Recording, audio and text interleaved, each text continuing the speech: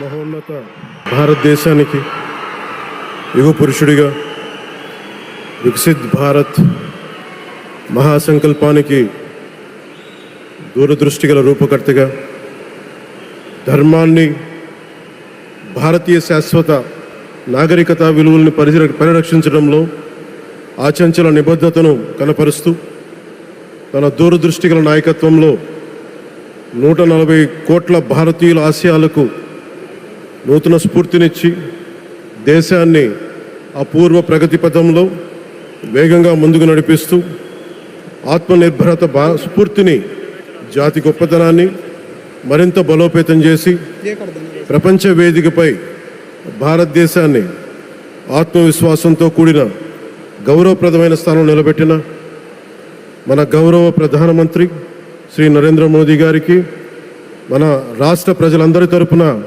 హృదయపూర్వక అభినందనలు తెలియజేస్తున్నాం. వేదిక పైన ఆసీనులైన honourable governor of Andhra Pradesh Shri Abdul Nazir గారికి, విజనరీ లీడర్ శ్రీ గౌరవ ముఖ్యమంత్రి శ్రీ నారా చంద్రబాబు నాయుడు గారికి, honourable union minister civil aviation Kinjarapu Rammohan Naidu గారికి, honourable governor of Goa Shri Pusapati Ashok Gajapathi Raju గారికి, గౌరవ కేంద్ర మంత్రి వర్యులందరికీ,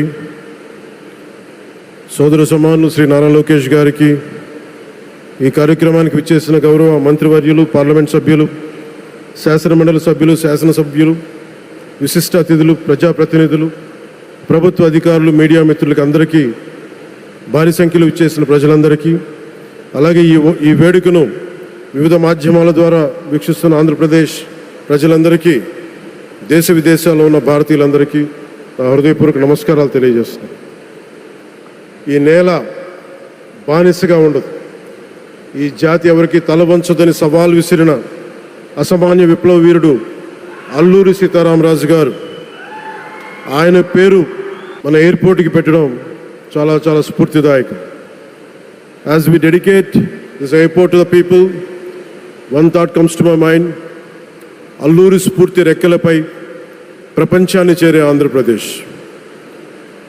Rooted in Alluri's ideals and driven by the aspirations of our people, Andhra Pradesh is ready to soar to greater heights. ఈరోజు మన గౌరవ ప్రధానమంత్రి నరేంద్ర మోదీ గారి చేతుల మీదుగా అల్లూరి సీతారామరాజు అంతర్జాతీయ విమానాశ్రయానికి, జాతికి దీనిని అంకితం చేయటం ఆంధ్రప్రదేశ్ అభివృద్ధి ప్రస్థానంలో ఒక నూతన అధ్యాయానికి నాంది పలుకుతుంది. మోదీ గారి నాయకత్వంలో ఈరోజు 17,435 కోట్ల విలువైన అభివృద్ధి కార్యక్రమాలు ప్రజలకి అంకితం కావడం, అలాగే national highway projects, energy infrastructure ప్రాజెక్టులో ప్రారంభోత్సవాలు, శంకుస్థాపనలు జరగడం మన రాష్ట్ర అభివృద్ధిలో చాలా కీలకమైన ఘట్టం. ఈ ప్రాజెక్ట్స్ కనెక్టివిటీని బలోపేతం చేయడం కాదు, ఎనర్జీ సెక్యూరిటీని పెంచి ఇండస్ట్రియల్ గ్రోత్స్కి మరింత వేగాన్ని అందించి, యువతకి ఉపాధి అవకాశాలు మెరుగుపరిచి ఆంధ్రప్రదేశ్ని మరింత వేగంగా అభివృద్ధి పదంలో ముందుకు నడిపిస్తాయి. ఒక దేశం కేవలం ప్రకటనతో అభివృద్ధి చెందదు, ప్రజల కళల సాకారం అయ్యే మౌలిక సదుపాయాలతో అభివృద్ధి చెందుతుంది. So honourable Modiji, your vision of Viksit Bharat and Atmanirbhar Bharat is transforming the nation across every sector, from highways to railways, from ports to airports, from digital infrastructure to defense, manufacturing and renewable energy. చరిత్ర కేవలం మన నిర్మించిన కట్టడాలను మాత్రమే గుర్తుంచుకోదు, వాటి ద్వారా నిర్మితమైన భవిష్యత్తుని గుర్తుంచుకుంటుంది. ఈ విషయం మీ నాయకత్వంలో ఆంధ్రప్రదేశ్కి లభిస్తున్న అభివృద్ధిలో చాలా చాలా స్పష్టంగా కనిపిస్తాం. ఇదివరకే విశాఖపట్నంలో 2 లక్షల కోట్ల పైగా పెట్టుబడులు, అందులో ఎన్టీపీసీ గ్రీన్ హైడ్రోజన్ హబ్, జాతీయ రహదారులు, రైల్వే ప్రాజెక్టులు, అలాగే అమరావతి కోసం 50,000 కోట్ల పెట్టుబడులు, రాయలసీమ అభివృద్ధికి 13,400 కోట్ల ప్రాజెక్టులు మన రాష్ట్ర అభివృద్ధికి బలమైన పునాది వేస్తున్నాయి. South Coast railway zone at Visakhapatnam ఏర్పాటు ద్వారా ఆంధ్రప్రదేశ్ ప్రజల చిరకాల ఆకాంక్షను సాకారం చేస్తుంది. ఈ కార్యక్రమాలు మరిన్ని పెట్టుబడులు ఆకర్షించడంతో పాటు ప్రత్యక్షంగా పరోక్షంగా 20 లక్షల పైగా ఉపాధి అవకాశాలను సృష్టించి స్టేట్ ఇన్ఫ్రాస్ట్రక్చర్ని మరింత బలోపేతం చేస్తూ ఆర్థికాభివృద్ధికి మరింత బలాన్ని అందిస్తున్నాయి.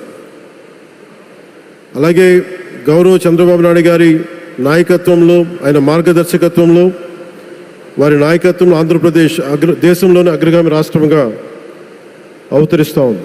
ప్రత్యేకించి ఈ విమానాశ్రయానికి అల్లూరి సీతారామరాజు గారి పేరు పెట్టడం ఆ మహావీరుడికి నివాళి మాత్రమే కాదు, ఆయన ఆశయాలను, ఆయన స్ఫూర్తిని భావితరాలకు అందించే చాలా చాలా గొప్ప నిర్ణయం. జి మల్లికార్జునరావు గారు, జిఎంఆర్ అందరూ ప్రేమగా పిలుచుకున్న జిఎంఆర్ గారు, వారు దీన్ని కట్టడం శ్రీకాకుళం జిల్లా నుంచి వచ్చి, రాజాం నుంచి వచ్చి శ్రీకాకుళం వెనుకబాటుతనానికి ఆయన కృషిని ట్రస్టుల ద్వారా అందిస్తూ ఆయన నేతృత్వంలో, ఆయన నాయకత్వంలో ఎయిర్పోర్ట్ నిర్మించడం మనందరికీ చాలా చాలా గర్వకారణం. ఈ సందర్భంగా మనందరం ఒక నిర్ణయం తీసుకోవాలి. పండ్లున్న చెట్టుకే రాళ్ళేస్తారంట. కష్టపడే కుటుంబ సభ్యుడు, తండ్రి కావచ్చు, పెద్ద కొడుకు కావచ్చు, అందరూ అతని మీద పడతారు. నువ్వు ఎక్కువ కష్టపడు, ఎక్కువ తిట్లు తింటావు. అలాంటిది మనం ఎలాంటి పరిస్థితుల నుంచి వచ్చాం? భారతదేశం ఒక పరిస్థితిలో బంగారాన్ని కూడా తాకట్టు పెట్టుకునే పరిస్థితి వచ్చింది. అలాంటి పరిస్థితుల నుంచి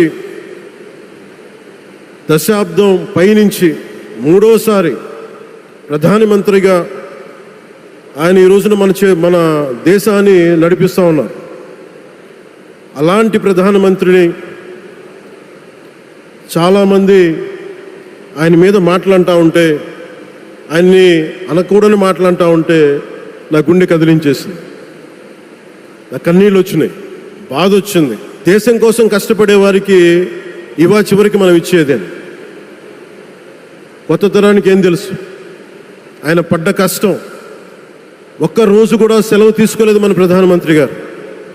ఈరోజు పెట్టుబడులు వస్తున్నాయి మనకి, ఒక్కరోజు కూడా సెలవు తీసుకోలేదు. శత్రు దేశాలు, మన అభివృద్ధికి ఈర్ష్యపడే పశ్చిమ దేశాలు, వీటన్నిటినీ తట్టుకొని ఒకవైపు విదేశాల్లో ఉండే శత్రువులతో పోరాడాలి, దేశాన్ని అభివృద్ధి పదంలో తీసుకెళ్దామంటే అంతర్గత శత్రువులతో పోరాడాలి. అలాంటి వ్యక్తికి మనం ఇవ్వగలిగేది కేవలం మేమున్నాం, మీ వెంట, మీ మీద మాట పడితే అది మా మీద పడ్డట్టే, అదే మనం వారికి ఇవ్వాల్సింది. నిజంగా ఆయన జంతర్ మంత్రులు అన్ని మాటలంటా ఉంటే నేను ఈ రోజున ప్రధానమంత్రి గారికి ఒకటే ఇస్తున్నాను, మిమ్మల్ని కొట్టే నాయకుడు లేడు ఈ భారతదేశంలో, రాబోడు. కానీ మీరు పడ్డ శ్రమ, మీరు పడ్డ కష్టం ఎవరు తీసుకోలేరు. ఎన్ని బాధలు పడ్డా, ఎన్ని దెబ్బలు తిన్నా ఈరోజు మనం గర్వంగా చెప్పుకుంటున్నాం. మన ఉత్తరాంధ్రకి ఎయిర్పోర్ట్లు వచ్చినాయి, ఇన్ని లక్షల పెట్టుబడులు వచ్చింది ఆంధ్రప్రదేశ్కి. కానీ ఇవన్నీ తట్టుకొని చెయ్యాలి అంటే 144 కోట్ల తాలూకు ప్రజల ఆకాంక్షల్ని ఎంతోమంది వెనక్కి లాగుతున్నా, ఒకళ్ళు ముందుకు తీసుకెళ్లాలంటే ఎంతమంది తిడుతున్నా, విమర్శిస్తున్నా తీసుకెళ్తున్నారంటే ఒకే ఒక నాయకుడు ప్రధానమంత్రి శ్రీ నరేంద్ర మోదీ గారు. నేను ఎందుకు తపన పడ్డాను, నేను అలయన్స్ కోసం ఎందుకు తపన పడ్డాను, మీ నాయకత్వం మాకు కావాలి ఎందుకు తపన పడ్డానంటే, ఈరోజు ఎయిర్పోర్ట్ ఆపేశారు. ఒక చిన్నపాటి ఎర్ర బస్సు కూడా రాని చోట ఎయిర్పోర్ట్ అవసరం లేదన్న వ్యక్తులకి సమాధానం ఇదే. ఇన్ని వేల మందికి ఇన్ని వేల కోట్ల పెట్టుబడి వచ్చింది అంటే ఆశీస్సులు కావాలంటే, దేశం కోసం నిలబడే నాయకుడికి మన అండగా ఉంటే ఏం జరుగుద్ది అంటానికే ఈ భోగాపురం ఎయిర్పోర్ట్ ఈరోజు ప్రారంభోత్సవం నిలువెత్తు నిదర్శనం. ముఖ్యంగా 25 సంవత్సరాలు లోబడి ఉన్న పిల్లలున్న ప్రతి ఒక్కరికి కూడా నేను ఈ సందర్భంగా తెలియజేస్తున్నాను, పిల్లల్ని సరైన దారిలో పెట్టడం, సరైన సంస్కారాలు నేర్పించడం చాలా చాలా అవసరం. ఈరోజు పొద్దున్నే ప్రధానమంత్రి గారి స్టేట్మెంట్ చూశాను. ఆయన తిట్టిన, ఎన్ని దూషించారో వారిని కూడా పెద్ద మనసుతోటి క్షమించారు ఆయన. అలాంటి ప్రధానమంత్రి గారికి మీ పాదాలకు నేను నమస్కారం తెలియజేస్తున్నాను. నిజంగా మీ ఉన్నతి, మీ ఔన్నత్యం ఈరోజు చాలా చాలా స్ఫూర్తిదాయకం. భారతదేశం మీ అందరికీ కూడా, ప్రజలందరికీ కూడా, ఆంధ్రప్రదేశ్ ప్రజలందరికీ కూడా, దేశ ప్రజలందరికీ కూడా ఒక నాయకుడి కష్టాన్ని మనం వెంటనే గుర్తించలేం. ఆయన ఎంత తపన పడుతున్నారు. ఒక కుటుంబాన్ని నడపడం ఎంత కష్టపడుతున్నాం. 140 కోట్ల మంది ప్రజలు నడపడం ఎంత ఆషామాషి వ్యవహారం కాదు. ముందుకు తీసుకెళ్లే నాయకుడికి తెలుస్తుంది. అలాంటి వ్యక్తికి మనం ఏమి ఇవ్వగలం. దేశాన్ని నడిపించడం అంటే రామకార్యం లాంటిది. హనుమంతుడు లంకకు లంఘించినప్పుడు అనేక అవాంతరాలు వచ్చినాయి, అనేక అడ్డంకులు వచ్చినాయి. రామకార్యం చాలా గొప్పది. అలాగే ఈరోజు ప్రధానమంత్రి గారు దేశాన్ని ముందుకు నడిపించేది బృహత్ కార్యం, చాలా మహాకార్యం అది. అలాంటి వ్యక్తికి మనం ఇవ్వగలిగేది, హనుమంతుడికి మనం ఏమి ఇవ్వగలం? నువ్వెంత గొప్పగా లంఘించావు, ఎంత కష్టపడ్డావు. ఏ దేవతకైనా ఇవ్వాల్సిన స్తుతే. వాళ్ళు మన నుంచి ఏమి కోరుకోరు. ఒక తల్లిదండ్రులకి మనం ఏం కోరుకోరు. అమ్మ నువ్వు మా కోసం కష్టపడ్డావు, నాన్న నువ్వు మా కోసం కష్టపడ్డావు అని. అలాగే ఈ దేశ ప్రధానికి, సెలవు తీసుకోకుండా పనిచేస్తున్న ఈ దేశ ప్రధానికి మనం ఇవ్వగలిగేది, మీరు మా కోసం ఎంత కష్టపడ్డారు, మీరు మా కోసం నిరంతరం ఎంత శ్రమ తీసుకున్నారని చెప్పడమే మనందరి కర్తవ్యం. అలాంటి గౌరవ ప్రధానమంత్రి గారికి మనస్ఫూర్తిగా మీరు అనుకున్నంత కాలం అధికారం మీరు వద్దంటే వదలాలి, కానీ అధికారం మీ చేతుల్లోనే ఉంటుంది. దానికి మేమందరం నిరంతర కృషి చేస్తామని తెలియజేసుకుంటూ, భారతమాత ముద్దుబిడ్డ మన ప్రధానమంత్రి నరేంద్ర మోదీ గారికి ధన్యవాదాలు తెలుపుకుంటూ, ఒక్కసారి ఆయనకి ఇవ్వగలిగేది భారత్ మాతకి జేజేలు చెప్పుకుంటూ సెలవు తీసుకున్నాను.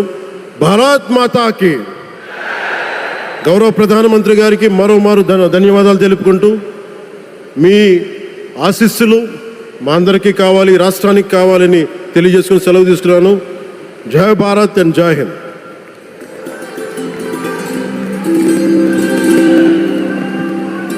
Thank you, sir. Thank you very much.